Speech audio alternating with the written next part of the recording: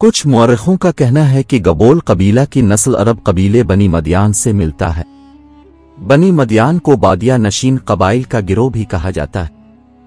इस गिरोह का आबाई वतन मुल्क शाम हमस था। इस्लामी तवारीख में उनका मस्कन सरजमीन मदियन भी बताया जाता है, जो शाम ही का हिस्सा था। यारामी व कुलदानी कबाइल यकीनन इस गिरोह का हिस्सा हैं, जिन्हें हम बनी मदियान के नाम से जानते हैं।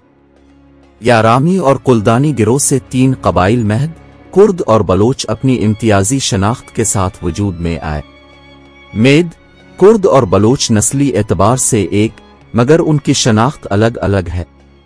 तारीखी शवाहिद यही दलालत करते हैं। बलोच कबाइल कुर्द में और कुर्द बलोचों में न सिर्फ नजर आते हैं, बल्कि ज़बान, सकाफत और आदात व खसाल के लिहाज से एक दूसरे की तर्जुमानी भी करते हैं। और फिरदौसी की मशहूर नज़्म शाहनामा इस नजरिया उसकी अक्कास है। गबोल बलोच मीर चाकर खान रिंद के हर अव्वल दस्ते में शामिल थे। सतगिरा के नवा में उनकी आबादियों के कुछ शवाहिद भी मिलते हैं। चुनांचे इसी हवाले से डॉक्टर शाह मोहम्मद मरी लिखते हैं कि ये कबीला रिंद और लाशार जंग 1456 से 1486 के अदवार में मीर चाकर की तरफ से खूब लड़ा। वो सब कबाइल जो चाकर की तरफ से लड़े वो रिंद कहलाते हैं। चाकर खान के साथ बलूचिस्तान छोड़कर पंजाब गया था। गबोल मिनट गुमरी में सिखों के साथ लड़ाई के नतीजे में गबोल पंजाब और सिंध भर में फैल गए। गबोल कबीला का पहला बाकायदा सरदार मीर जलाल खान बलोच था, जो गबोल समेत बलोचों के 44 कबाइल का सरदार था। गबोल कबीला शुरू ही से रिंद वफाक में शामिल रहा। पूरी बलोच तारीख में कोई एक वाकया ऐसा नहीं मिलता जिससे गबोल कबीला का कोई लाशारी सरदार साबित हो। गबोल कबीला का सिर्फ एक छोटा सा गिरोह गोरचानी के तहती तम्मन लाशारी में जरूर शामिल मिलता है, मगर इस रवायत में कोई सदाकत नहीं कि गबोल कबीला पर लाशार की सरदारी रही। मीर चाकर खान रिंद और मीर गोहराम लाशारी के माबैन 15वीं सदी की आखिरी दहाई में होने वाली जंग के बाद गबोल कबीला 2 हिस्सों में तकसीम हुआ। एक लश्कर मीर चाकर खान रिंद के साथ पंजाब की तरफ हिजरत कर गया, जबकि दूसरा लश्कर मीर चाकर खान रिंद के पोते हमजा की सरबराही में सिंध की जानिब कोच कर गया और हमजा पाड़े के नाम से मशहूर हुआ। जो अफराद पीछे कच्ची में रहे वो रिंदों के साथ बस गए। दीगर जो लेड़ में मीर चाकर खान रिंद के साथ आबाद थे बदस्तूर डोम क्यों की साथ रहाइश पजीर है। कहा जाता है कि अमीर हमजा खान हमजान के नाम से गबोल का हमजान पाड़ा मौसूम हुआ है। उस वक्त यह खानदान तकरीबन खत्म हो चुका है। इस खानदान में सिर्फ एक घराना बाकी है, जो ताल्लुका जूही को कीर थर में रहाइश पजीर है। ये घराना पीर गाजी शाह का खलीफा भी है। यही घराना गबोल कबीला का बुनियादी पगदार और मौरूसी सरदार है। अंग्रेज दौर में सरदार बलंदा खान हमजान गबोल कबीले के सरदार थे। रिंद और लाशार जंग के बाद जुनूबी पंजाब की जानिब हिजरत करने वाले लश्कर में अगरचे गबोल काफी तादाद में शामिल थे, मगर कोई सरकर्दा रहनुमा न होने की वजह से उनका जोर टूट गया। जिस गिरोह को जो मुनासिब पड़ाव मिला वो वहीं आबाद हो गया। दूसरी जानिब बड़ा गिरोह लसबेला से होता हुआ कीर थर पहा में आबाद हो गया और बाद में कीर थर्राई गबोल के नाम से मशहूर हुआ। इस गिरोह में बासलाहियत क़ियादत मौजूद थी, जिसने तमाम कबीले को यकजा रखा। तारीखी शहादतों के मुताबिक कलमत्ती गबोल रिंद और लाशार जंग का हिस्सा न थे। वो अपने मौजूदा जोग्राफियाई खित्ता में बहुत पहले से आबाद हो चुके थे। इस सिलसिले में गुल हसन कलमत्ती साहिब लिखते हैं कि अरगोनों से पहले समा दौर हुकूमत तक सिंध में जो कबाइल ताकतवर थे अरगोनों के खिलाफ थे। इस वक्त बलोचों को काफी अहमियत हासिल थी, यहाँ तक कि सिपा सालार दरिया खान ने फौजी ताकत को मजबूत करने के लिए जिन कबाइल को ठट्ठा और उसके मुजाफात में आबाद करवाया, इनमें कलमत्ती, गबोल और लाशारी नामवर थे। जाम निजाम अल दीन की फौज में भी बलोचों को बड़ी अहमियत हासिल थी।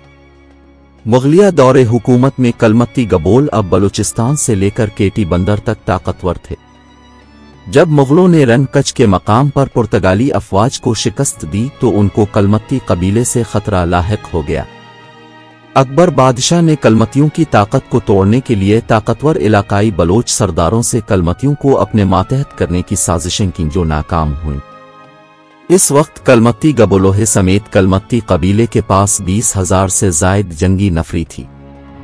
अकबर बादशाह ने जब हर तरीका आजमा के देख लिया तो उसने बलोचों के साथ अपनी रविश को तब्दील किया। 1654 ईस्वी में उन्हें चचकुन में जागीर अता की और अपनी फौज में शामिल करके साहिली इलाकों पर हिफाजत के लिए मामूर कर दिया। इसी तरह औरंगजेब आलमगीर ने उन्हें मीरपुर साकरो वाली जागीर अता की, जो ताहाल कलमत्ती गबोल कबीले के पास है। इस दौर में कलमत्ती कबीले ने दूसरे बलोच कबाइल के साथ, जिनमें लाशारी कबीला काबिल जिक्र है, शाहबंदर से हिब शहर तक बलोच इत्तेहाद कायम किया, जो इतना ताकतवर था कि उन्होंने एक दौर में समंदर और पहाड़ों पर हुकूमत की। तिजारती काफिले इस वक्त समंदरी और खुश्की के रास्ते से हिंदुस्तान तिजारत करते थे। कलमत्ती सरदार उन तिजारती काफिलों की बहिफाजत रसद के एवज मुगल हुक्मरानों से 9,600 रुपये महसूल वसूल करता था। कराची के कदीम कब्रिस्तानों में गबोल कबीले के लोग कई सदियों से दफन हैं, जिनका कराची की तारीख से न सिर्फ गहरा ताल्लुक है, बल्कि उनकी कराची के साथ वफादारी और बहादुरी का मुंह बोलता सबूत भी है। तालपुर हुक्मरानों ने भी अपने दौर हुकूमत में कलमत्ती गबोल कबीला को कराची बंदरगाह की हिफाजत पर मामूर किया, जिसका हवाला उत्तम म्यू वाली जंग से मिलता है। कराची बंदरगाह पर हमला आवर बहरी कज़ाकों से मुकाबला करके गबोल कबीला ने अपनी सरजमीन की हिफाजत के लिए सर निछावर किए। कराची के मुज़ाफ़ात में गबोल कबीले का तज़किरा 10वीं सदी ईस्वी में भी मिलता है। सिंध के समा खानदान के दौरे हुकूमत में, जो 1339 में बरसर इक़्तिदार आया, कलमत्ती और निगामुड़ा कबीले की जंग का अहवाल मिलता है, जबकि कलमत्ती गबोल हर जंग में कलमत्ती बलोचों के हलीफ नजर आते हैं।